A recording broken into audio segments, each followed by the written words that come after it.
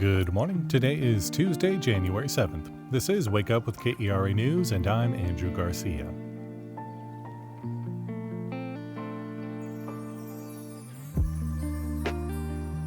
All this winter cold continues today, with more wintry weather expected later this week. Meteorologists say there's a strong likelihood of snow in the forecast, and we'll still enjoy some sun today, though. See highs in the upper 30s and lows in the 20s overnight. Coming up, conservatives in the Texas legislature have blocked efforts to expand Medicaid for years, but a North Texas lawmaker is once again pushing for expansion. We'll learn more about what that'll look like in the upcoming legislative session after today's news.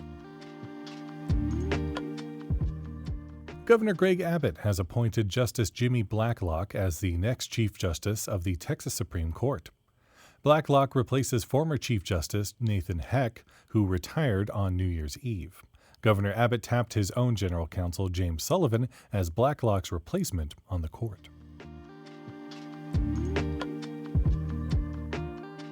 In preparation for this week's wintry cold front, Dallas opened an inclement weather shelter at Fair Park for people experiencing homelessness. The shelter can accommodate more than 900 people and will provide meals and restroom facilities. It'll stay open all week, and people can check in from 8 a.m. to 10 p.m. daily.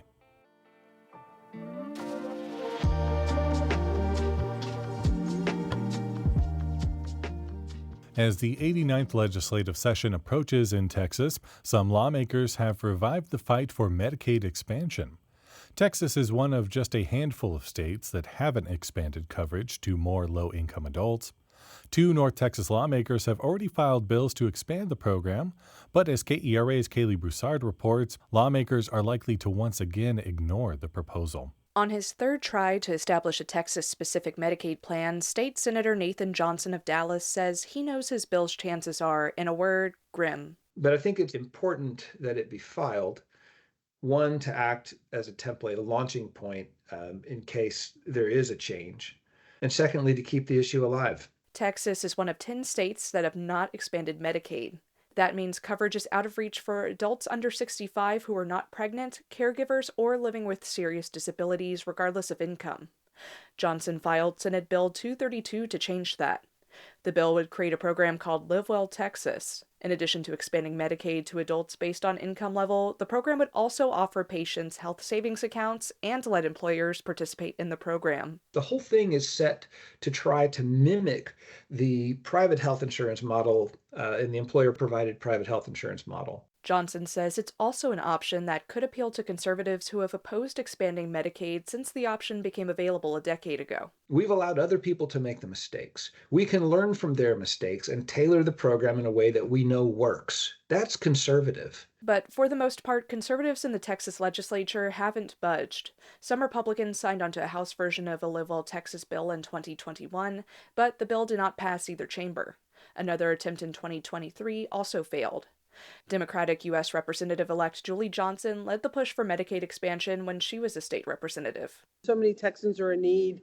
Texans leads the nation in maternal mortality, infant mortality, people without access to health care.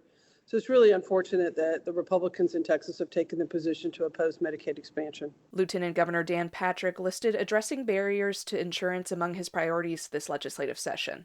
But during a speech in 2022, Patrick said the Affordable Care Act hurt U.S. health care by opening Medicaid to adults who don't have disabilities. We are one of the states that did not go along with that Medicaid expansion, and thank goodness. Patrick delivered the speech to the Texas Public Policy Foundation, a prominent conservative think tank. Instead of expansion, foundation leaders are pushing for Medicaid reform. They say the system is bloated, and expanding it takes resources away from those most in need. Dr. Cliff Porter is a senior fellow with the foundation.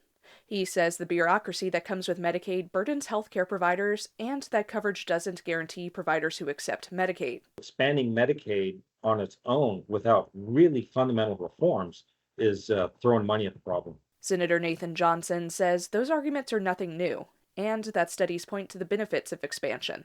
Wow, I do agree with some of my conservative colleagues that coverage is not equal to access, right? It's generally prerequisite. Advocates say Medicaid expansion is necessary in a state with the highest rate of uninsured people in the country. Over 4 million Texans rely on Medicaid. Expansion could reach another 1.2 million Texans, half of whom fall into a coverage gap. In other words, they make too much to qualify for the state's Medicaid program, but not enough to afford government-subsidized insurance plans. Erin O'Malley is a senior policy analyst with the group Every Texan. She says expansion is possible when lawmakers move past rhetoric. We're confident that if it really got a discussion and the vote, that the legislature would do what a majority of Texas voters strongly support in polls. Meanwhile, advocates on both sides of the issue are also watching the federal government closely. Republicans and conservative groups are eyeing cuts and other changes that could drastically change Medicaid for the entire country. That was KERA's Kaylee Broussard reporting.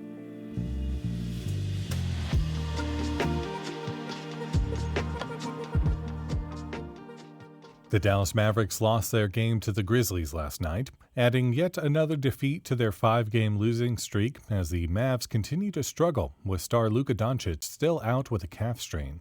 And to make matters worse, co-star Kyrie Irving will be out for 1 to maybe 2 weeks with a back injury. We'll see if Dallas can hang on while they wait for reinforcements. They'll return to the AAC this evening to take on the LA Lakers.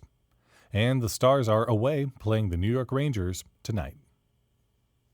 If you're a fan of printmaking, head to the Bathhouse Cultural Center to check out Intintado. This exhibition explores traditional printmaking across the U.S. and Mexico. For more information and other fun things to do, visit kera.org/calendar.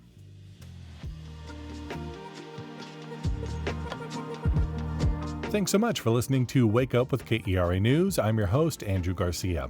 This show is produced and edited by Shardae White and Bekah Morr. For more news in your inbox, visit kera.org/wakeup. There you can subscribe to the Wake Up with KERA News newsletter written by Catherine Hobbs. Connect with us on Facebook, Instagram, and TikTok at KERATX. Stay warm, and we'll see you tomorrow.